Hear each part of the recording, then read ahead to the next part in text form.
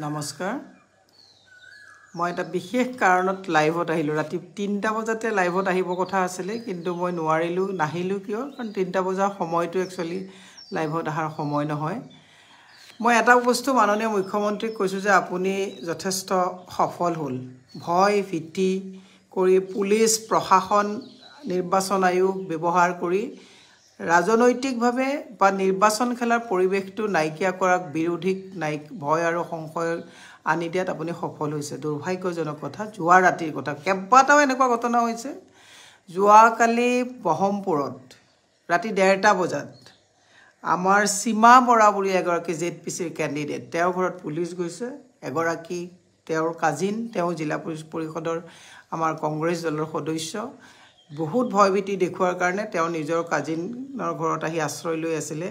ৰাতি 1:30টা বজাত ওমেন পুলিশো লগত লৈ আহি তেওঁলোকে বাধ্য কৰাইছে দৰ্জা খুলিব লাগে 3:30টা বজাত ফলছ কেছত আমাৰ এগৰাকী বৰ্ণালী দেৱী বুলি তেওঁক লগত লৈ গৈছে কামপুৰ থানালৈ লৈ গৈছে আৰু সীমা দেৱী আমাৰ তেখেতো এগৰাকী আমাৰ সীমা দেৱী পুৰণি গুদামৰ তেওঁ ঘৰত আহি পেলে তেওঁক লৈ গৈছে মই এতিয়া আপোনালোকক এটা কথা ক'ব বিচাৰিছোঁ যোৱাকালি আপোনালোকে দেখিছে অশোক সিংহলৰ পিএও কাবা ঘৰত চাহ খাবলৈ গৈ কেণ্ডিডেট বহাব গৈছে পৰহি দিনাখন মই এগৰাকী কেণ্ডিডেটৰ ঘৰত গামোচা পিন্ধাব গৈছোঁ মই আহাৰ পিছতে কৈছে যে 4 লাখ টকা দিব এপি মেম্বাৰ গতিকে তেওঁক বহাই দিব লাগে আৰু যদি তেওঁ বহি নিদিয়ে তেতিয়াহ'লে তেওঁ মানে জীৱনৰ প্ৰতি ভাবুকি আহিব এতিয়া মই শেহতীয়াকৈ আপোনাক কৈছোঁ মোক যিগৰাকী আপোনাৰ তাৰে ৰঞ্জিত বৰা আমাৰ ব্লকৰ সভাপতি এতিয়া বহমপুৰ সমষ্টিত জিতু গোস্বামী বহুত ডাঙৰ বিয়াগুম নেতা দুৰ্ভাগ্যজনক কথা কেনেকুৱা নেতাই আমাৰ গোটেই কথাবিলাক মানে আজি তাৰিখত মানে পৰিচালনা কৰিছে মই জিতু গোস্বামী ডাঙৰীয়াকো কৈছোঁ মুখ্যমন্ত্ৰী ডাঙৰীয়াকো কৈছোঁ অশোক সিংহল ডাঙৰীয়াকো কৈছোঁ সকলো যিমান আপোনালোকৰ ক্ষমতাশালী ব্যক্তি আছে আপোনাক কৈছোঁ ৰিপৰ্ট কাৰ্ড দেখুৱাই আপোনালোকে তেতিয়াহ'লে আপোনালোকে নিৰ্বাচন নেখেলে কিয় হিমন্ত বিশ্ব শৰ্মাই আগতেই কৈ দিছে যে আমাৰ গোটেইবিলাক জেডপিচি জিকিব তাৰমানে এনেকৈ ভয় ভীতি পুলিশ ব্যৱহাৰ কৰি ফলছ কেছ লগায় আৰু এটা কেছ তাৰ আগদিনাখন গাড়ীত ভাং থৈ পেলাই তেওঁক মানে ভাং ব্যৱসায়ত জড়িত বুলি কৈ পেলাই আমাৰ এগৰাকী কেণ্ডিডেটক অলৰেডি আটক কৰা হৈছে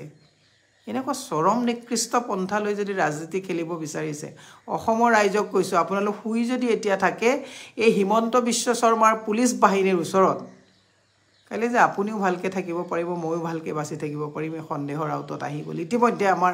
বহু এপি মেম্বাৰ হওক জিলা পৰিষদৰ মানে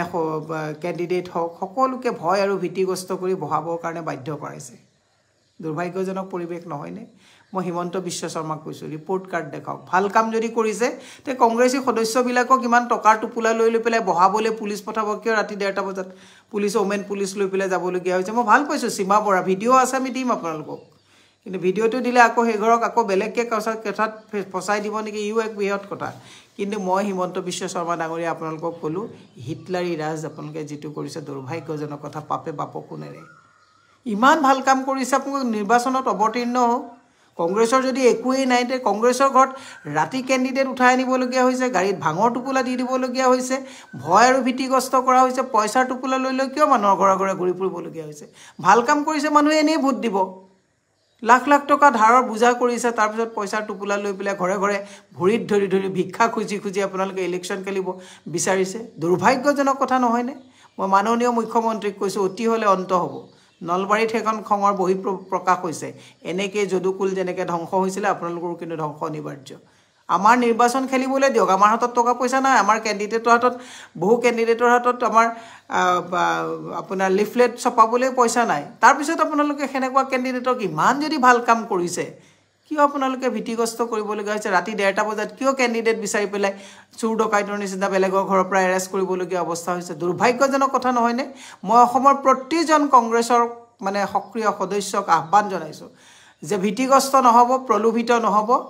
এই যিটো দুৰাচাৰী যিটো ৰাজনৈতিক ব্যৱস্থা চলিছে তাৰ বিৰুদ্ধে সকলোৱে মাত মাতক পঞ্চায়ত নিৰ্বাচন হ'ল বা নহ'ল কিমানক ভীতিগ্ৰস্ত কৰি বহাব এইটো বহুত ডাঙৰ কথা নহয় কিন্তু আগন্তুক দিনত প্ৰত্যেকজন মানুহকে যদি যিমান সৎপন্থাত নাথাকক কিয় এওঁলোকে মানুহক ভীতিগ্ৰস্ত কৰি ৰঞ্জিকাৰ যিটো কৌশল এওঁলোকে অৱলম্বন কৰিছে ই ভৱিষ্যত ৰাজনীতিৰ কাৰণে অশনি সংকেত আমি এতিয়া যাম বহমপুৰত যিটো ঘটনা হৈছে ব্লক সভাপতিজনে খুব দুখেৰে কৈছে যে বাইদেউ আমাক ক'ত কেনেকৈ ফচাই দিয়ে তাৰ কোনো পাত্তা নাই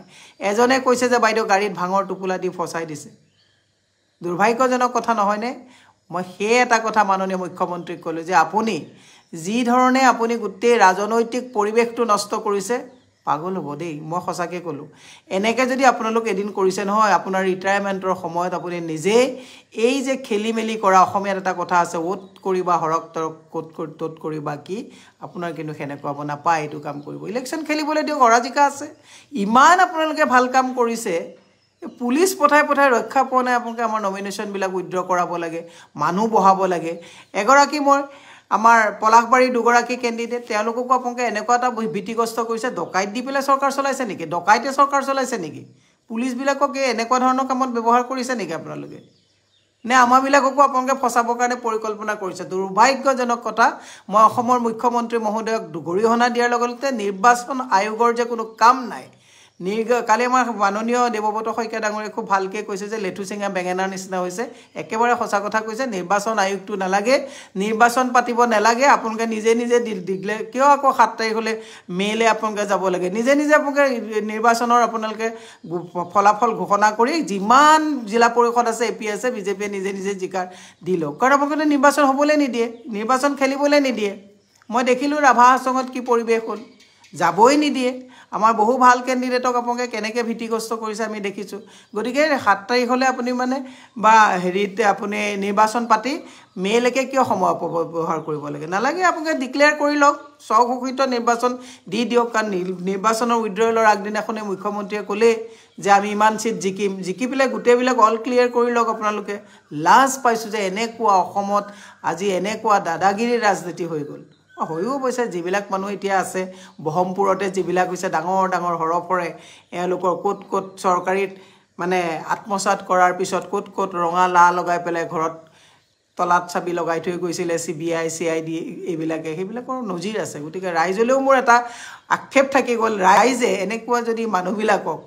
নিৰ্বাচিত কৰি পঠায় যিপাত বালিলে হেপাত সুগ্ৰীবলৈ মই সেইকাৰণে কৈছোঁ নিৰ্বাচনীৰ ধামখুমীয়াত ৰাইজো যাতে উঠি ভাহি নাযায় আৰু মই মহিলাসকলকলৈকেও আহ্বান জনাইছোঁ যে আপোনালোকে সেই নিৰ্বাচনৰ আগদিনাখনৰ এই সৰু সৰু টোপোলা চোৰ ডকাইতবিলাকে দিয়া টোপোলাত আপোনালোকে যাতে ভীতিগ্ৰস্ত প্ৰলোভিত নহয় সুস্থ গণতান্ত্ৰিক এটা পৰিৱেশ বৰ্তাবৰ কাৰণে মই হাত জোৰ কৰি অসমৰ মহিলা সমাজক আহ্বান জনাইছোঁ যে ভুৱা অৰুণোদয় ফৰ্ম শপত খাই ভোট দিম বুলি কোৱা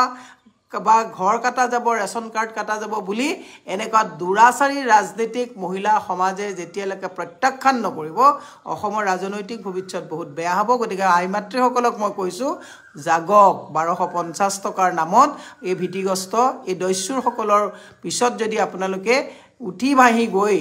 এই মামাৰ লগত নাচি ভাগি যদি আপোনালোকে চুমা খোৱা ৰাজনীতিবিলাক যে কৰি থকা ফটোবিলাক দেখোঁ এই অসমৰ ৰাজনৈতিক ভৱিষ্যতৰ কাৰণে অশনি সংকেত আমি এতিয়া ব্ৰহ্মপুৰলৈ আমি ৰাওনা কৰিম আমাৰ ঢেকীয়াজুলিত তেনেকুৱা ঘটনা হৈছে পলাশবাৰীত তেনেকুৱা ঘটনা হৈছে বহু জেগাত হৈছে গোটেই অসমত নগাঁৱত হৈছে লাহৰীঘাটত হৈছে মৰিগাঁৱত হৈছে ক'ত হোৱা নাই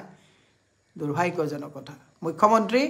আপোনাক যদি ভাবিছে বালিত মূৰ গুজিছে যে আপোনাৰ এই অপকৰ্মবিলাক মানুহে দেখিছে দুৰ্ভাগ্যজনক কথা লগত চুৰ ডকাত ৰখাৰ বাহিৰে ভাল মানুহো লগত লওক যাতে অসমৰ ৰাজনৈতিক পৰিৱেশটো সুস্থ হয় ধন্যবাদ